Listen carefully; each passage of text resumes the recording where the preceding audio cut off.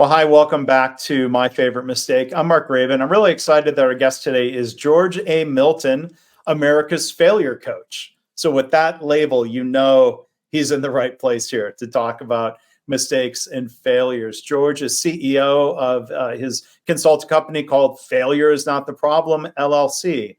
His company specializes in leadership development and training, life coaching, and motivational speaking. George is a retired U.S. Army colonel with over 30 years of experience as an internationally known coach and speaker. So before I tell you a little bit more about George, welcome to the podcast. And also thank you for your service. We're recording this on Veterans Day, at least the Friday recognition. So again, thank you. Thank you also for being here.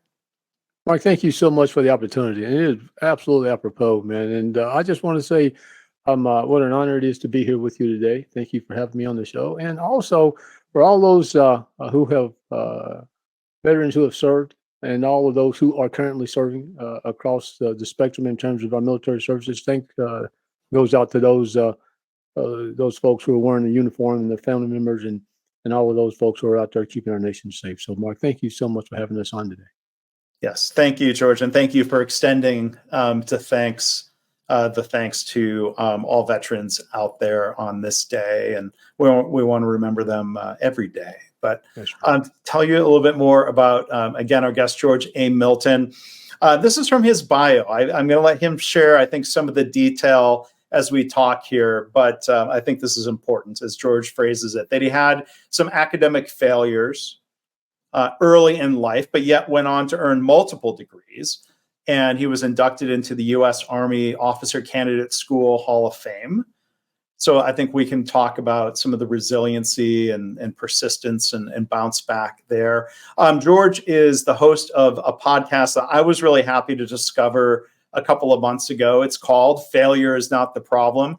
Just about an hour ago, George was kind enough to have me as a guest on his podcast, and we're going to continue the conversation here today. So I encourage you to check out Failure is Not the Problem. And George is the author of books titled Failure is Not the Problem. They have two different subtitles, the two books in this series.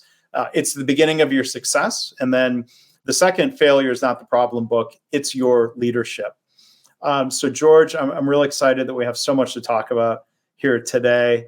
I'm glad we've gotten connected, but we always start off with a key question here. Looking back at your career and your work, what would you say is your favorite mistake?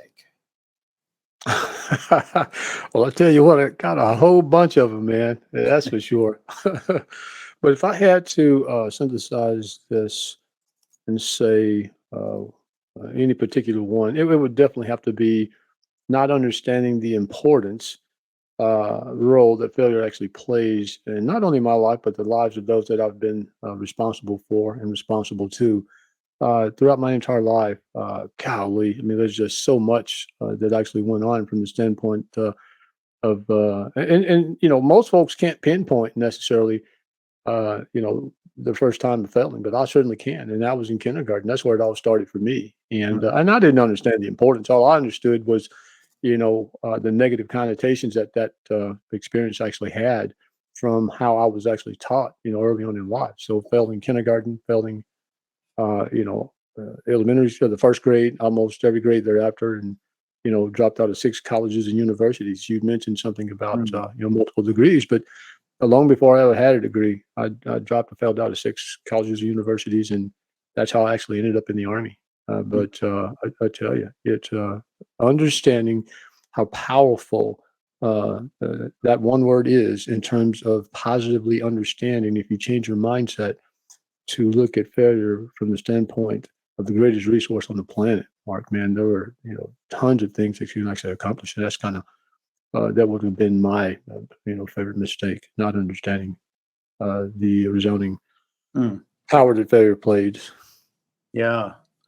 And I think there's a lot we can dig into, if I may, you know, about how you've come to see the importance of failure. I'm gonna have to ask, I mean, like when it came to colleges, I mean, what do you attribute the failures too, of failing out of different colleges. There's different reasons why that could happen. Mhm. Yeah, two issues. One was that I just didn't have a good foundation educationally, starting out. Um, Education wasn't that big of a deal growing up in East Rural Texas town, a little small town community there, great folks, but work ethic was incredibly important. So, my folks, both are, unwed teens, formal education and that sort of thing. So school wasn't that big of a deal. So, getting a job, I thought I'd be a professional football player. So, Mm, unfortunately, that didn't work out as well as I thought. Got to college on a football scholarship, man. I jumped ahead a little bit, but everybody's wanted to be a professional football player. But going back to failure in kindergarten, I mean that was it. That was a key indicator right there. You're in the first grade and almost every grade thereafter. Mark, I almost not even graduated from high school. I actually had to take a correspondence course. Couldn't even spell correspondence, but I had to take a correspondence course to actually graduate from high school. Now, a couple of problems with this situation is that the correspondence course was from Stephen F. Austin State University in Nacogdoches, Texas. I hadn't even read a book. I didn't read my first book until I was in the ninth grade. mhm, And mhm. the only reason I read that book is the teacher calls me over and she said, "Look, have you read your reading assignment?" I said, "No, I had not." And she brings me over and she said, "Look here, I'm going to show you a couple of words." And she opened the page of that book and she pointed to two words. And the two words were this: George Milton. And I'm like, Mm, "What? I'm in a book? What is this about?" And the title of the book was Of Mice and Men by John Steinbeck. Classic. yeah, right. That was the first book I ever read. So, not having a good foundational education, I got to college and failed and ended up in the military. So, that was one issue. The other issue is the stress that the failure brought on. Right? It was just one of these situations where I worried tons and tons and tons. Just as an example, is anytime I would go in to take an exam, I focused more on whether or not I was going to pass or fail. Right? I knew the information, but because of the overwhelming, oppressiveness in terms of that one word, and worrying about whether or not I was going to pass it, I couldn't think. Mm, So here's how I got beyond that. Is I literally had this, athletes are very superstitious people, even though they call themselves Christians. I don't know how that matches up, but that's kind of who we are, man. mm, And I remember just this mantra, and I don't know how, but I just thought I got to figure something out because I cannot focus, I cannot think. And I said this. I used to say this before I would take an exam. I don't know what I said. I know what I know, and I don't know no more. I know what I know, and I don't know no more. And when I said that, I would go in, I would sit down, and I freed myself from worrying about failure. Mark, I know that sounds kind of mm, crazy, right? mm. But when I freed myself to be able to fail, I started passing the exams Wow. because I realized that I can study all of this information. And if the information that I studied matched up with the information that the professors put on the exam, then I'm going to be okay. So I taught myself not to even worry about that. So I taught myself, don't worry about the failure. If I failed, then therefore I've learned how to study even more. And maybe those two things, not having a good foundation educationally early on in life and throughout my life, and then just freeing myself to be able to accept failure and embrace it and learn from Mm. And when you ended up in the Army, which seemed to then help create a lot of great opportunities for it. you, Yes, yes, what did you? I know you had some key mentors in the Army. yeah. Tell us about what you started learning about failure and responding to failure in the Yeah. context of the Army. Excellent, excellent. I like the way you bring that up because this is one of my favorite stories. Look, excuse me. So I come into the Army not knowing anything about it, didn't come from a military family. In fact, my mother says, "Look, please do not join the Army. They're going to get you killed. They're going to get my baby killed. No, you can't join the Army," right? Yeah. I mean, I ran away from the Army, recruiters when I was in high school like a scalded cat, dude. Just didn't want anything to do with it. But I ended up in the Army because of all that failure that I mentioned a moment ago. And when I got into the military, there was a major significant event that happened. Now, I grew up East Rural, Texas, a little place called Jacksonville, Texas. And I hunted, I fished almost every single day on all the weekends, so I could fire a weapon system. Well, I get to basic training, and guess what? You have to fire a weapon. So I go to the weapons qualification range, and in the Army we call it we bolowing. Oloing means you fail. So not only did I fail the range once, I failed it twice. So I go back to the barracks that night, and I'm moping around, got my lip in the dirt, and my platoon sergeant, Sergeant First Class George Gaither, comes over and he says, "Look, Private, what's your problem here?" And I'm explaining to him about all this failure, and he said, "Look, you got to get your head out your full point of contact, boy, because that's not how that works around here." So I said, "Oh," he says, "when it comes to failing, son," and it wasn't one of these, "Oh, my dear son," it was one of these, "Look, Mhm. here is how this is going to work." And he says that it's not the failure that you need to be focusing on, right? It's the response. He says, so failure is not the problem. It's how you respond to your failures or your challenges that are out there. And when he said that, Mark, I mean, it's like the light came on, right? Mhm. And it revolutionized my thought processes. And every single time from that day then to this day forward, anytime I failed, I always remember, this is 40 years ago. I remember what George Gaither said to me on that day. And it really, propelled me to the trajectory that I am now and all the success Mhm. that I have. Because anytime I would go out and I would have a failure, I would immediately say, okay, what am I going to learn from this?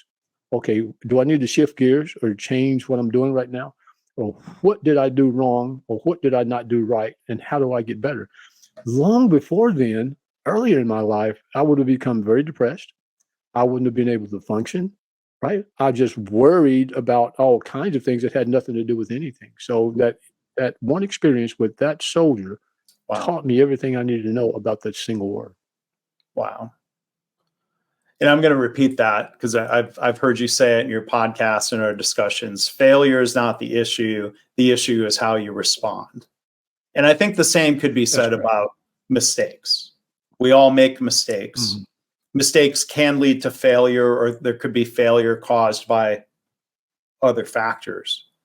The issue is how you respond. I mean, that's powerful. And I mean, would you say that that mentor, that coaching you received, was that, as much as you could generalize, kind of a common mindset within the U.S. Army? Yeah, absolutely, absolutely. And in fact, because of that experience, I came up with this formula, right? And it is simply this: F plus R equals S. That's failure plus right response equals success. I mean, it's really that simple, right? When you have a failure or a mistake, it's not really about the mistake or the failure; it's how you respond to that. And therefore, if you can move beyond that and get from where you are to where you're supposed to be, that is absolutely success. And what I love about the foundational way in which the military does things, the military not only not punishes us for failing, it also sets us up sometimes to where we can't fail, no matter, I mean, where we can't succeed no matter what. They put us in positions where they want to see how we're going to respond to failure. And that's throughout the military in general, and specifically when it comes to the Army. The Army wants to know oftentimes that how is a soldier going to perform when they find themselves under pressure? That is incredibly important, especially for those who go on to become leaders. And the more leadership you have, the more people you have underneath you, the more responsibility you get. It's important to understand how you're going to learn, because a couple of things is going to happen. One is that you're going to learn, how you deal with pressure and how you deal with stress and how you deal with, shortcomings or mistakes and failure.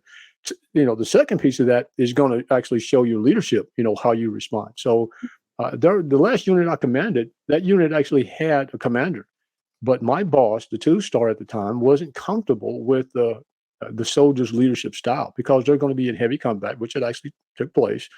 And he was looking for someone to go in command. And I said, "Look here, sir, I'll take it, man." And he was like, "What? You're going to go off staff?" Absolutely, because I was already well versed.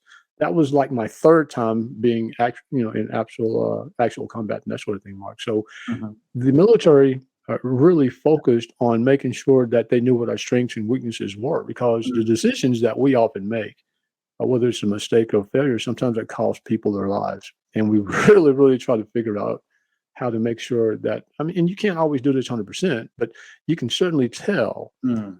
when you're under pressure, and the way in which the military coaches, mentors, and trains us, given certain situations, you can pretty much tell whether or not that person is a good fit to be in a command position or a Mm. leadership position. So yes, they do throughout the system.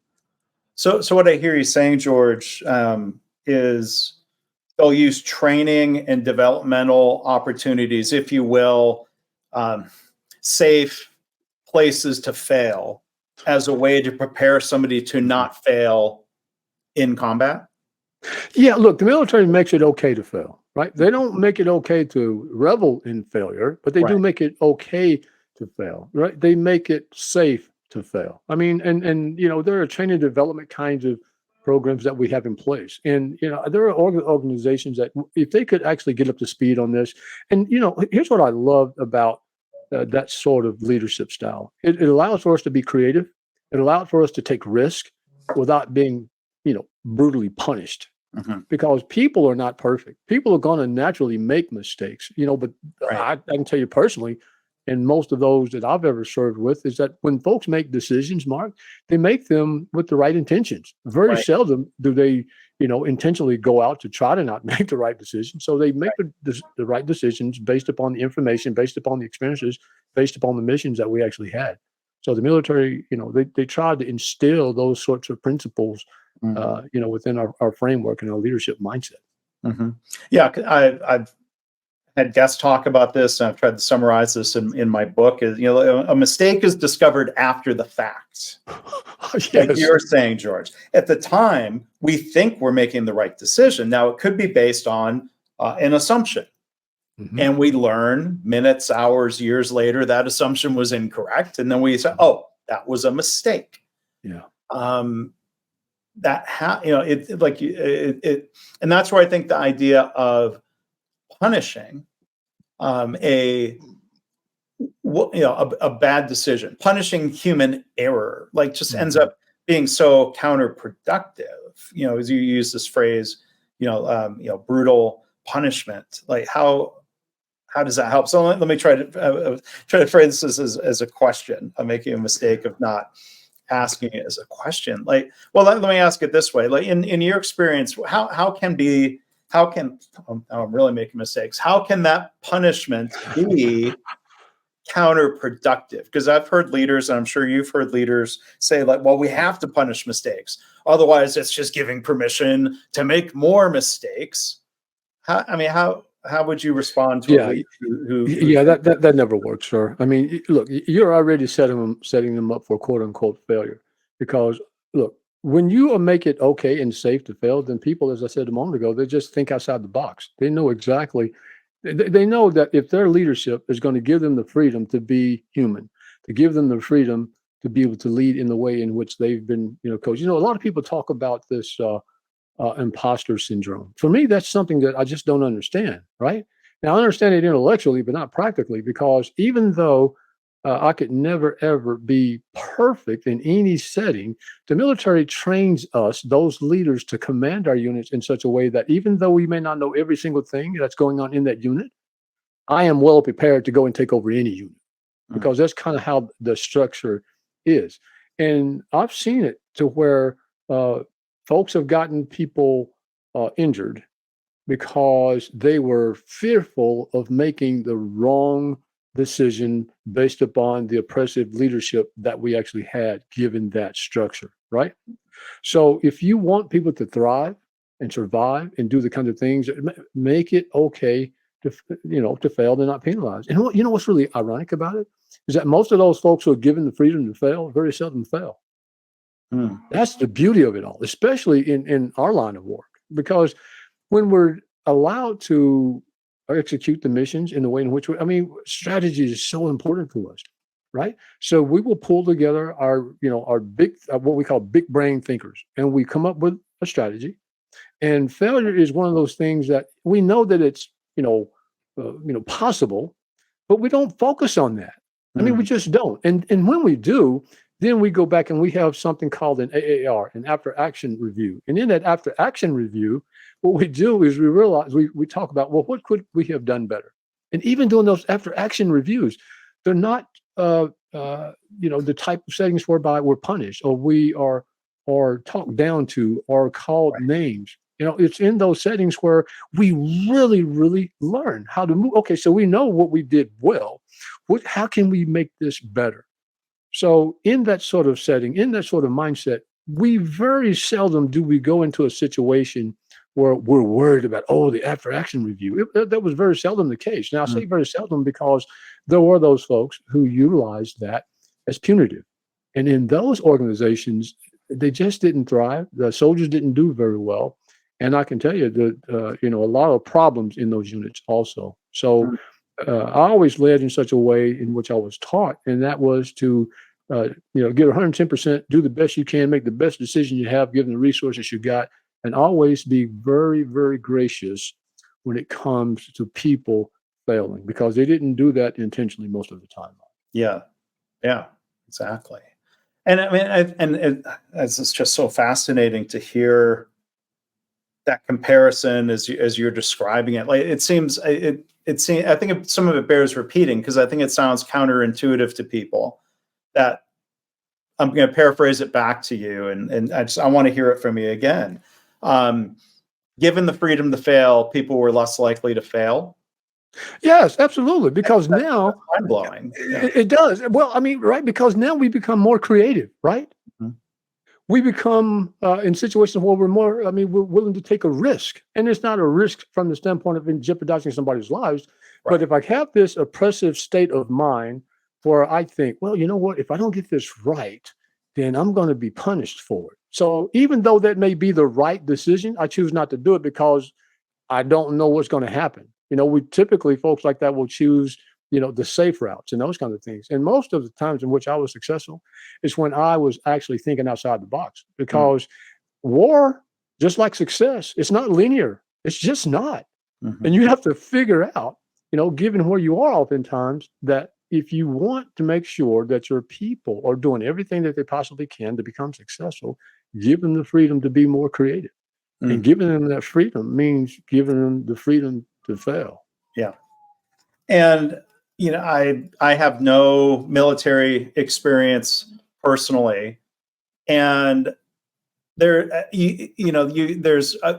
clearly some mistaken perceptions from movies, media, popular culture. Like you don't I don't think people associate the military with creativity. We associate the military with do what you're told and follow orders, Oh, and no. and getting barked at if you fail. Oh, That man, sounds like that's that's not all a how it mistake. works. Yeah, that's a big mistake, sir. That's all Hollywood, baby. That's all Yeah. Hollywood, man. Yeah. That's not how this works. Look, some of the greatest leaders our country's ever known. You ever heard of Artie Murphy, old Texas boy Oh, out in right. West Yeah. Texas? Yes. Right?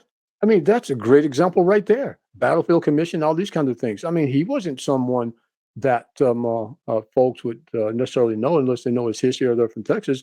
But even way back in the day, it's always been one of these situations where, look, when folks are yelled at and barked at, that's not because they're being picked on most of the time. It's because sometimes, in order to be able to make things happen, that's what needs to take place. Let me give you a story here. So I had this troop that a family member, as a matter of fact. So he was deployed to Fallujah and in Iraq, and he was telling me a story about how, man, the military has gotten to the point to where it's so soft, and I can't even lead my folks in the way in which I need to. He says, I remember when I was a private, right? And we went from Fallujah, went down to Baghdad. He says, we got in this complex attack. We were firing, they were firing. And he says that I was well trained, well trained. He said that, but he was moving across the street to move to a different position, and the enemy was firing on him. And he says he just froze, just froze. He didn't know what to do. And he said the next thing he heard, right, was his staff sergeant, section sergeant, says, "Hey, Private, you better get your over across that street." And he says, muscle memory. And it just clicked in, and he moved out, executed, and took care of the mission. So that is a form of discipline that most folks would see as abusive. That is something that saved that kid's life, right? Ah, right. And most of the times when we're in combat, that's not how that works. Mhm. So there are different ways that that folks are motivated. I mean, when the kinds of motivations that the military gives us is oftentimes no different than coaching, because if you look, I played football, and I can tell you, on the football field, very similarly, coaches do the same kinds of things because they want to make sure that you're motivated and that sort of thing. So it's a different way of responding and acting, but the way in which the movies portray us as these folks who are not thinkers, brother, let me tell you, I come into the army with no degrees, right? Because of the education that I have, and I got in the military, I have 4 degrees, 2 masters, 17 hours toward a doctorate, right? Yeah. Yeah. That came from my military educational level. Hmm. Who can take a good old country boy from East Texas, not knowing much of anything, bring him on, educate him to where he's briefing parliaments, Yeah. to where he's briefing ambassadors monthly on Yeah. different types of things that are going on. So those are the kinds of people. Now, remember, private, very uneducated. So I can tell you, I have been to 25 schools at the military, and that's not those degrees I mentioned a moment ago. 25 different schools that the military said I had to go to. Mhm. That's how skilled we are educationally. Yeah. And that's what we imbue within the confines of those that we lead. Education is incredibly important within the Yeah. confines of our construct.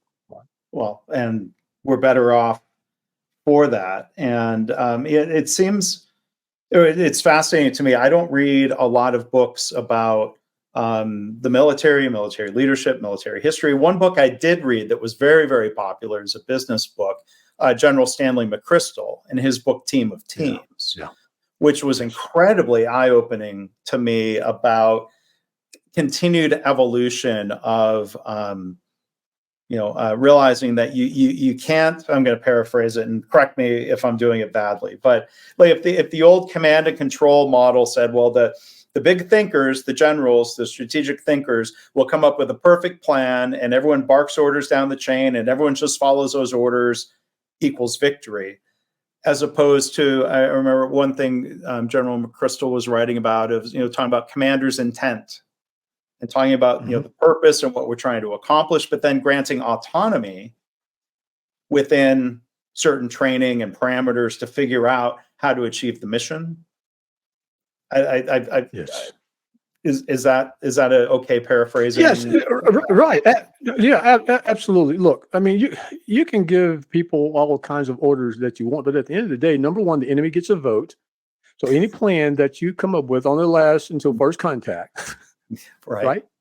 So we have to have people who are in those foxholes, even our privates, right? All the way down from the Pentagon, general officers, all the way down to the foxhole and anything in between. We have to have folks who are thinkers, not just folks who are doers. There needs to be the doer part, but we have folks that I had privates running shops for me that staff sergeants and sergeant first classes should have been running, but they had other missions. So I could take privates because they were trained so well and because we taught them to actually think. So it's okay to have a strategic plan because you need those. It's okay to make sure that the leaders understand what the mission is, but it's even more important to make sure that those folks who are going to be doing those missions understand what the concept is and what the end states are and how to actually accomplish that. So we have to have folks who are absolutely thinkers there. And I can tell you, one of the reasons I was able to go to the Army War College, where I received my second master's degree, is because I had my first master's degree. So I proved that, look, I have the capacity and the brain power to be able to think strategically and to be able to accomplish a very, very difficult educational program there. So, yes, General McChrystal, I actually went out and did some work with him for General Mattis, actually, doing the plus up of those soldiers out in Afghanistan. Yeah, so brilliant warrior. And most of those folks who are of his particular mindset, they require that we are hard thinkers. General Mattis, tremendous Marine. And let me tell you, I asked him a question one time when I was at Joint Forces Command. There was a rumor that was going around that he didn't own television. And, I'm always trying to learn. And I asked a question, and I said, sir, is it true that you don't own a television? And he looks at me and he's like, well, look, anything that's been done, is being done, or will be done, has already been done. And you find that in books, right? So our soldiers, right, our general officers and those high-speed leaders, they have what they call a reading list. And if you're really serious about learning who we are and what we do, most of those of us, we understand that, look, you got to read these books. So we are folks who are well-read. Well, I can tell you right now, during my day, we're folks who are well-read and that sort of thing, because history is incredibly important. And the longer you stay in the military, it becomes even more so. I feel like I made a mistake where I could have teed up your thoughts much more efficiently by just asking, "What do you think of the book Team of Teams by General Milton?" No, no, I you did well. You did well. feel like why am I? Uh, yeah, I don't mean to be civilian splaining something about the military. You did. You did well, brother. Let me tell you. But Okay, we're a team.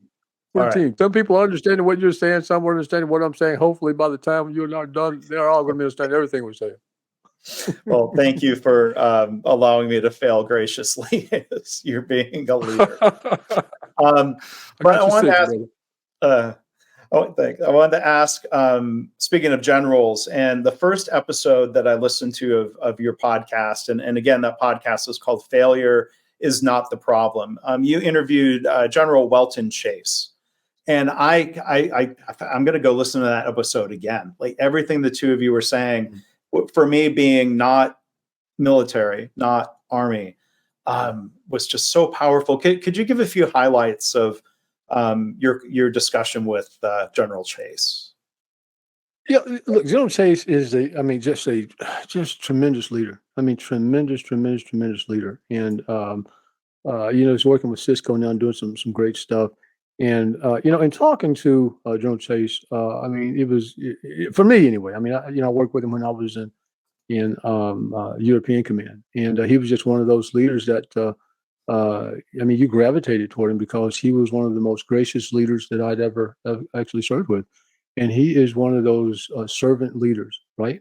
So, if you want to learn a good lesson from a great leader, you need to follow and listen to that particular podcast and listen to some of the lessons that General Chase is talking about because he's talking about the importance of leadership, right? But he's really talking about how to be a gracious leader and those who are someone who's in support. Oftentimes, we think of our general officers and we think about those folks being just those hard nosed kinds of people. And man, I tell you, the vast majority of those guys and gals and ladies and gentlemen, when they get to that particular level, they are some of the most gracious people on the planet. So, in talking to General Chase, what comes loud and clear is that when it comes to leading people, when it comes to making mistakes, when it comes to having plans that are in place, it's all about being a gracious leader in those positions of leadership and authority because we are given the honor of look.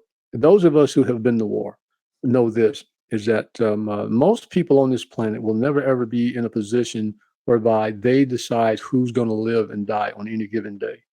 Hmm. And leaders, I mean, at not only general officer levels, but even at some of the lower levels in terms of squad leaders, right? Platoon sergeants, first, those kinds of things. On any given day, they can decide on who goes on a particular mission and may not ever make it back. So that's why it's important to be able to have the types of leaders in place that General Chase is referring to, Mark, doing that podcast. Hmm. I'll put a link to that episode in the show notes. It was powerful. So Thank you. hope others will Thank you. listen to that. So George, in your book and as you talk, I wanted to ask you about the three things you say leaders need to do. The word gracious and graciously has already come up. So I'm going to just run down the three, and I want to ask you about each of them. First off, fail graciously. Secondly, get comfortable with your failures. And third, learn from your failures. What does it mean to you to fail graciously? How can we do a better job of that? Yeah, look, the first person that you have to give grace to is yourself, right? So you're not perfect, even though people, think that you are and say that you are. So not only does one need to remember that there are certain talents, skills, and abilities that one actually has. And if you make a decision and that decision turns out well, then good on you. That's great. That's fantastic. But the thing is if it does not turn out well, then don't beat yourself up so much. Okay.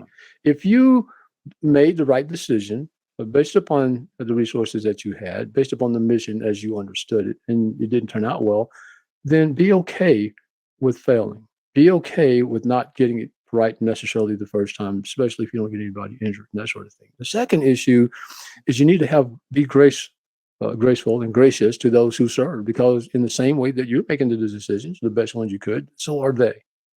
It is the exception of anybody that actually goes out and tries to sabotage a mission and that sort of thing. So when you have leaders that are out there, whether it's in the military or not, and their folks are not accomplishing the goals, maybe you need to look in the mirror also. Maybe it's all about the training by which they've received. So if they've not gotten the right information, communicated to them in the right sorts of ways, then perhaps one needs to take a look at self first. And then if you have taken a good look at self and you did give the information out and they did not perform as well as you thought, give grace anyway, because there's going to come a day in which you're going to be in a situation trying to make a decision. It's not going to turn out real well. And when you do that sort of thing, Mark, you empower people, right, to pass that on, right? And when you do that sort of thing, it strengthens the team as opposed to, brutalizing the team. So. And when you talk about not beating yourself up, that seems to be part of the second point of getting comfortable with failures to be able to then point 3, learn from them. Yes. But I want to have you kind of repeat or elaborate on how the idea of being getting comfortable with failures doesn't mean that we welcome them or that we take them, that we're flippant about failure. I know that's not what you're saying. No. It's okay to welcome failure because it's a part of life. Someone says that failure is not an option. Failure is always an option because failure is a part of the construct. Yeah. Right. I'm still having trouble coming to terms with that, clearly, the way I framed that question. Sorry to interrupt. Right? It's okay. It doesn't mean that we have to be happy about our failures, or I don't know. Maybe I'm still not getting it, right? No. So it's well, let me ask this crazy question here. It depends on the failure, right? So why can't we be happy with our failures? Right? I think it depends because there's been failures that I thought, golly, man, I'm glad that I realized that I shouldn't have taken that path. And if I hadn't have failed, then I would have ended up in a very bad place, right? So I was given a mission one time that was a suicide mission. And had I not actually spoken up, then we would have gotten a lot of people killed. And because I did not take that mission on, some thought it was failure. They absolutely thought it was failure, right? But I went back to the boss and says, hey, boss, here's what would have taken place. And he said, I don't believe that. I said, well, let me give you the mission like you gave it to me. And I gave it to him. And he says, you know what? I'm glad you convinced me not to take that mission because now I see your point. He said, I didn't think about it like that. And I said, well, you're in a position of leadership and authority to whereby you don't have to think about it like that. We have to think about it like that because we understand the battlefield.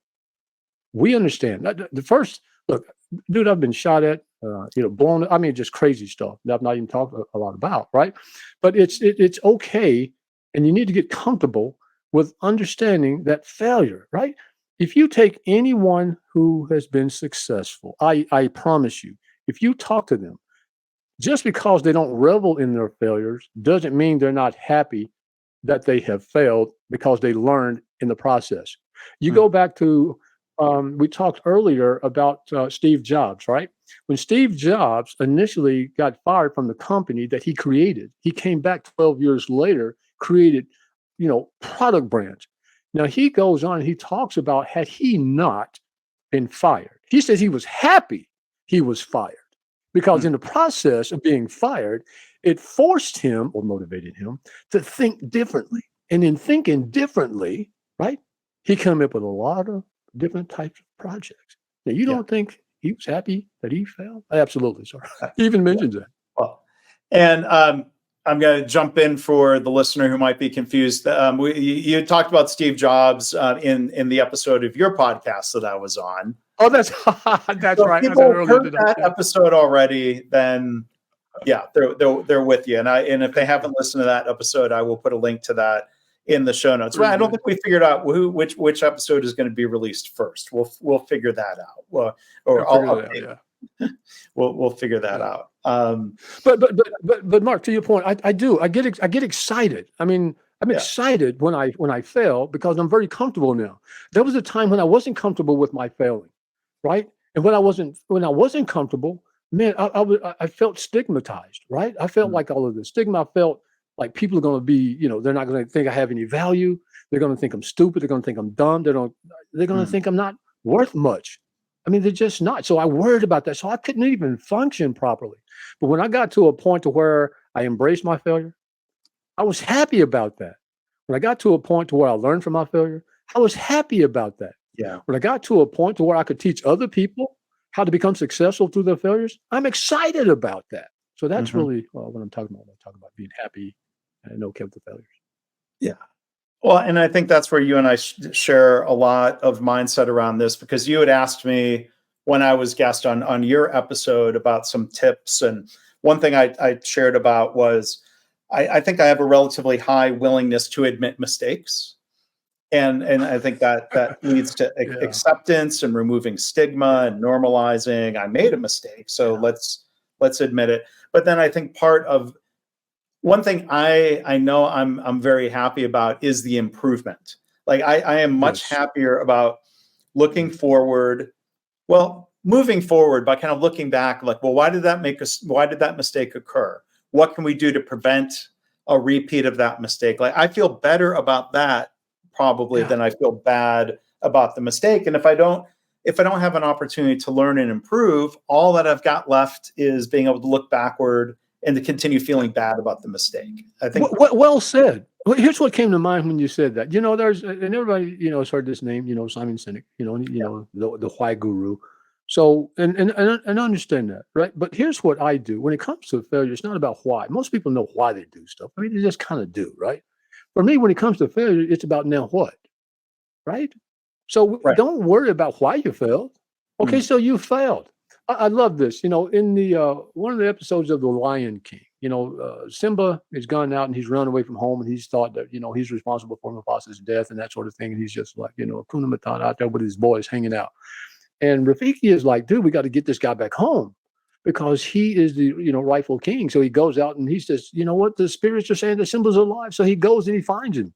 And he finds him. He says, Simba, you need to come home. And what does Simba do? He talks about all the failures, all the stuff that was in the past. Rafiki takes his club and he hits him side the head. And he says, ouch, that hurt. And Rafiki says, don't worry about it. It's in the past, right? If you've had a mistake or a failure, right, it's in the past. You can yeah. learn from that, but Right. don't dwell on that sort of thing Well, because it's really about the future. exactly. And yeah, I mean, and I think some of it's very situational. I do a lot of work in healthcare. If there's a mistake or a failure, if the wrong medication is given to a patient, that Yeah. is absolutely something we do want to understand why and how that occurred, not who did it, but Right, like right. looking forward of like, let's learn from it.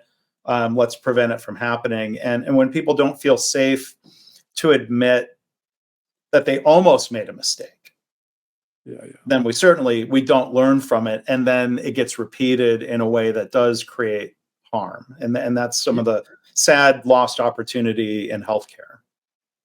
Yeah, yeah, yeah. Look, whether it's the why or the what now, what gets us in trouble is denial, right? Mhm. That's really a big part of this. And oftentimes, folks who fail, they get into the denial piece, and they don't want to accept and embrace, and they don't want to accept and embrace because of the stigma that's associated with it.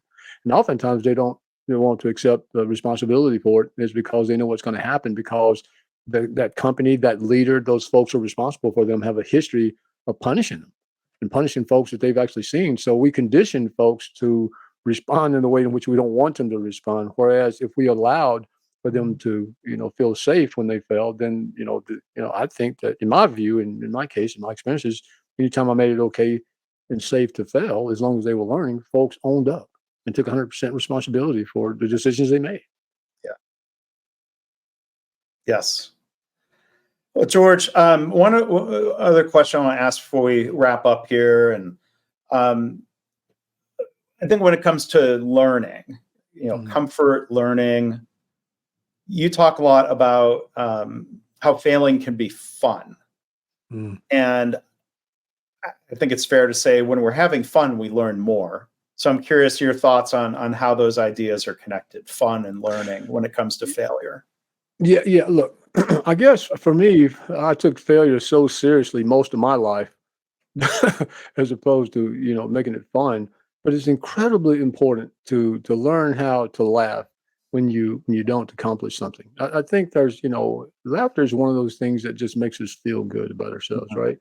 And I mean, there's been times in which I literally had some failures that I thought were very very serious, and in the large scheme of things, they weren't very serious at all. and it's okay to laugh at self. It's really not when you go out and you fail, right? And it's we've been conditioned to look at it in the wrong sorts of ways. You take kids. I mean, if we really look at failure, failure doesn't even really exist. I mean, it really and truly doesn't. If you take children, right? Kids, uh, and all of us, we've done this. We go out and we try to accomplish a task or something. And if we accomplish that task, Mark, what do? We just kind of move on to something else, right? If we go out and we try to accomplish that task and we don't accomplish it, and people start calling us failures, that's when failure enters our thinking and our mindsets. Up until such time, it just absolutely doesn't. So oftentimes when you've gone out and you didn't know how to ride that bike, and I remember several times laughing because I'd fallen off the bike or I didn't, right? And I know I didn't accomplish it, but I never thought about it being a failure. I just thought about, oh man, I need to get better at this, and laughed. And what I did is eventually learned how to ride the bike instead of giving up. So if you allow yourself to laugh and to learn, oftentimes that propels you to continue to trying, right? When you make it fun, as opposed to if you're going to be punished or stigmatized or made fun of, you just kind of give up and don't try it anymore. Yeah. And I think you also highlight the difference between the act of failing to achieve a goal does not mean you are a failure. Oh, absolutely not. No, absolutely not. That's such You're a failure. Yeah. Yeah. Look, and that's really about mindset. If you think that you are a perfect person, you are destined to fail. Right. It'll prove you wrong every single time. And we're really good at labeling people. I mean, we're just so good at labeling people. Interesting is that if you take the game of football, the biggest game of the year is the Super Bowl. We all know because we've been conditioned to accept one winner, right? Yeah. Right. And when the Super Bowl winners win, we focus on the guys who won, but we don't call the other team failures. You ever notice that? Yeah. We don't call them failures. We just focus on those who have actually won. And those who did not accomplish the goal of winning the Super Bowls are congratulatory to the team that actually won, because they know next year they're going to get another opportunity, aren't they? Yeah. So the coaches on those teams who did not accomplish that task, they don't call themselves failures. They said, you got to get better next time. They didn't do the kinds of things that they needed to do this time. If we can do that on one of the largest, platforms on the planet, why can't we do it in our everyday life with folks that we're responsible for and folks that we lead and those folks that lead us? Well, there's a lot to learn from sports, and clearly there's a lot to learn from the U.S. Army and some of the leadership mindsets that you've learned and that you've thankfully been willing to share with us here today. And as you continue to share in your books and in your podcast, George, I want to thank you for that. Oh, Mark, thank you so much. Look, this has been fun, right? I mean, we made some mistakes along the way, but it was all fun, right? That's really the point of making failure fun. I mean, most folks, and you've said this, and I subscribe to this also, neither one of our podcasts are polished. It is what it is. What happens, it's live, it's real. A lot of dogs, something barking in the rear. Okay, we got that. But as far as content, I mean, we try to be real with folks, and we want people out listening to you and I having this conversation about mistakes and failure is to remember, I mean, you're human at the end of the day, right? Yeah. You are not someone who will live a perfect life. And when things don't turn out the way that you want, it's okay. You're going to be fine as long as you're willing to understand that this is part of life. This is part of growth. This is a part of who you are. Remember, guys, it's not what happens to you. It's how you respond to it. So when you fail or you make a mistake, the response to that determines your success or not. That's so well said. We're going to just leave it there, I think. So George A. Milton, our guest today, the podcast, his books, his company, Failure is Not the Problem. George, I'm so happy that we could have two conversations here this afternoon on your show and mine. And I really look forward to continuing this conversation with you. This has been great. Thanks, Mark. I welcome the opportunity to work with you in the future. And thank you so much for being gracious enough to have me on your show. It's been an honor and a pleasure and a lot of fun. Thank The you. honor's mine. Thank you.